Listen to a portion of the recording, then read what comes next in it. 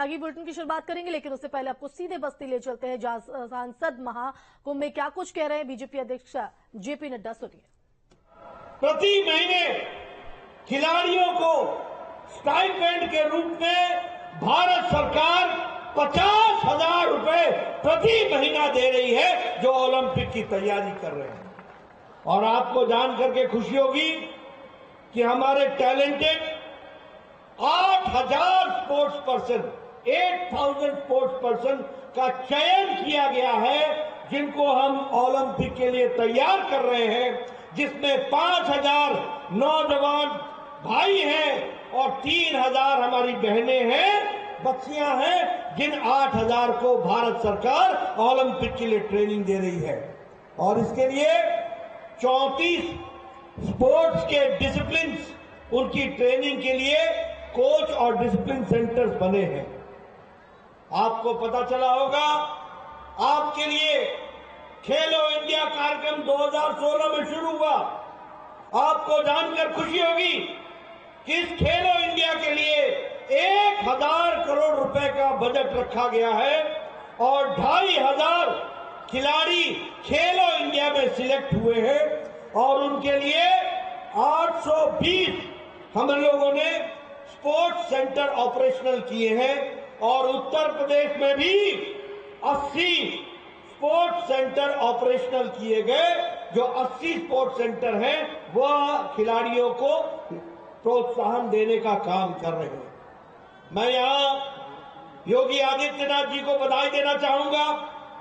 हमारे खेल मंत्री हैं बैठे हुए, मैं उनको बधाई देना चाहूंगा कि आप लोगों ने तय किया है कि हर पंचायत स्तर पर, गांव स्तर पर खेल का मैदान होगा और ओपन जिम होगा।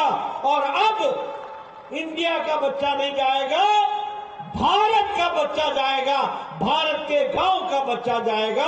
ये व्यवस्था की गई है ताकि हम अच्छी से अच्छी कंपटीशन में अपना योगदान कर सकें।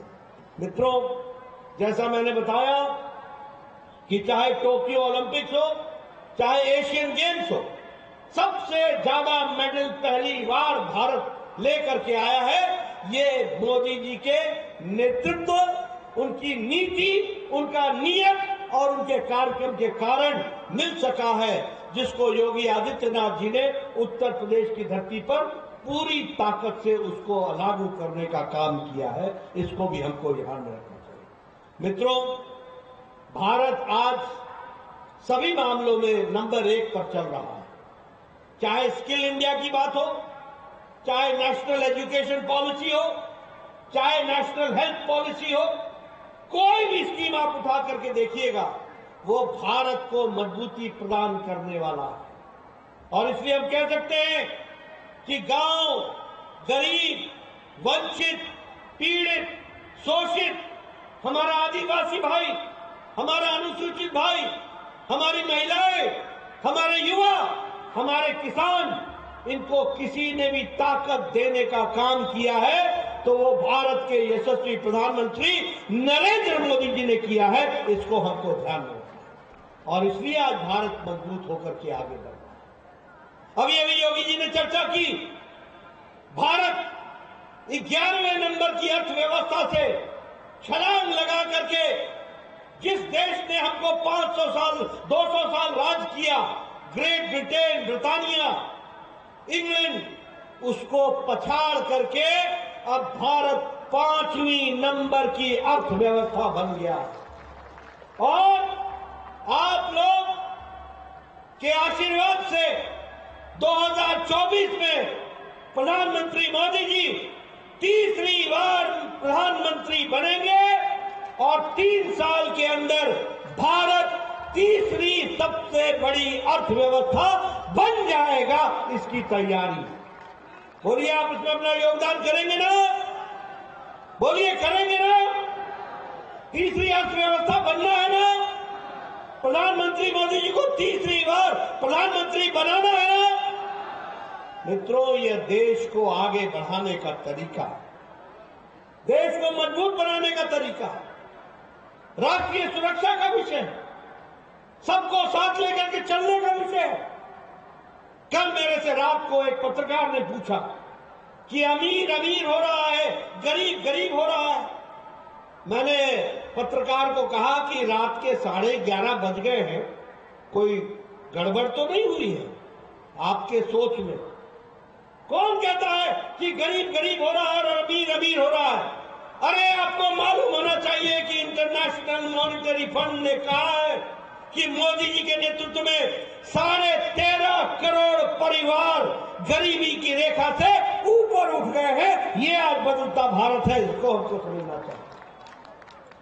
आपको जानकर खुशी होगी कि इंटरनेशनल मॉनिटरी फंड आज ये बोलता है कि भारत में अति गरीबी 0.1% से भी नीचे आ गई है, 0.1% से भी नीचे आ गई है।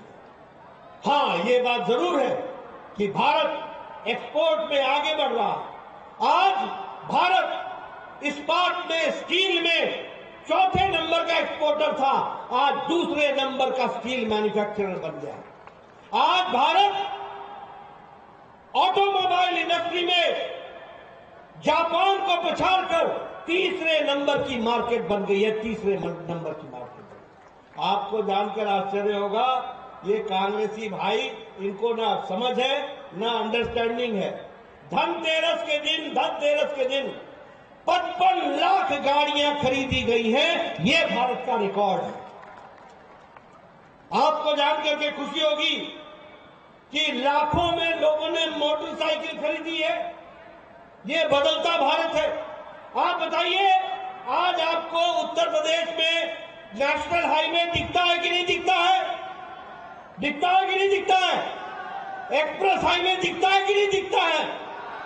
आपको चौड़ी चौड़ी लंबी लंबी सड़कें दिखती है कि नहीं दिखती है? आपको all India institute of medical sciences Gorakhpur दिखता है कि नहीं दिखता है? आपको बस्ती का मेडिकल कॉलेज दिखता है कि नहीं दिखता है? आपको देवरिया का मेडिकल कॉलेज दिखता है कि नहीं दिखता है? आपको सिद्धार्थनगर का मेडिकल कॉलेज दिखता है कि नहीं दिखता है?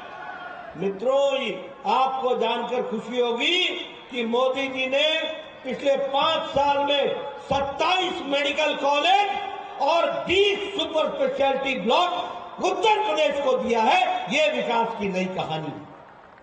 इसलिए मित्रों, मैं कहानी सुनाने लगूंगा आपको तो उसका कोई अंत नहीं है, कोई अंत नहीं। आप बताइए, 138% भारत की दवाई का एक्सपोर्ट बढ़ गया, 138%। दुनिया की डिस्पेंसरी भारत बन गई है। सबसे सस्ती और सबसे कारगर दवाई अब भारत बना रहा है। पेट्रोकेमिकल्स में हम 106% हमारा एक्सपोर्ट बढ़ गया, 106% बढ़ गया। ये देश की बदलती हुई तस्वीर है। आज भारत अब विदेशों से डिफेंस के सामान नहीं मंगवा रहा, आज भारत खुद अपना प्रोड्यूस कर रहा है। चाहे तेजस हो, चाहे हमारे इंडिजिनस हमारे इक्विपमेंट्स हो, उपकरण हो, डिफेंस के उपकरण हो, ये सारे के सारे भारत में लिए जा रहे हैं। मैं यहां पुलिस भाई बड़ी संख्या में भी उपस्थित है, उनको बताना चाहूंगा कि 2014 में यहां आपके पास बुलेट प्रूफ जैकेट भी नहीं था। बुलेट प्रूफ जैकेट, ये भारत की तस्वीर थी। और 3 साल के अंदर मोदी जी ने यहां पर